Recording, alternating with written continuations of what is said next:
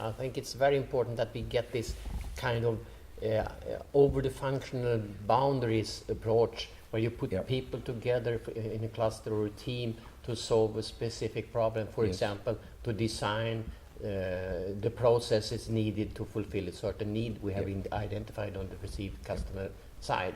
And to work in that case, because we have been talking process orientation, process management for years now. It's not enough on its own. Nothing much has happened in real life. No. Because you think that should change the whole world, and you do it that way instead. But what you have to do is to work with temporary type of teams to solve the problems we have right in front of us right now. Yes. That putting people with different types of knowledge, different types of talent together to solve the problem, to be creative in that moment. And that's the new way of looking at it. It is, and you know, the interesting thing is that some companies are doing it. There's a very fine company in Asia called Lian Fung. It's a trading company. It's they call themselves supply chain orchestrators. They don't own a lot of assets, but what they do is they have big retail clients like Neiman Marks and Spencer's, or you know, maybe even Walmart,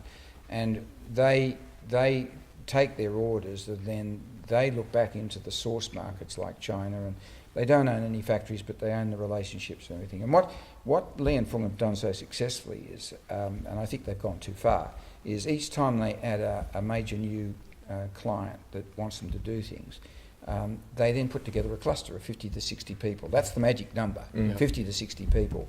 And those 50 to 60 are all disciplines: logistics, marketing, sales, quality assurance, the whole lot.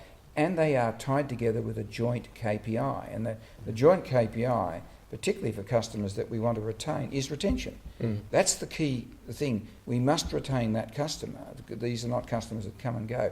The other KPI is what's the percentage share of wallet that we have? Is it 30% of their spend?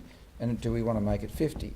And they stick together. Now, the only problem with Lian Fung is they've gone too far. They've got 300 customers, and they've got 300 clusters. They're like little, it was explained to me by Victor Fung, he calls them his little John Waynes, or his tribes. Now, the problem is that as these tribes look out into the supply market and to try and fulfill and manufacture on behalf of this client, they are now starting to compete for capacity in the supply market. And my advice is really to concertina those clients out the front end into a smaller number of segments, and maybe make the clusters a bit bigger, but try and take away some of the tension that way. But it is all around this idea of mixing and matching disciplines and mindset, and having people go in and out of the verticals, because we'll never get rid of vertical specialties. They have to be there. We need people who understand production, understand logistics as a science. But the trouble with that is that the better you get at that, the less good you are at the horizontal customer stuff.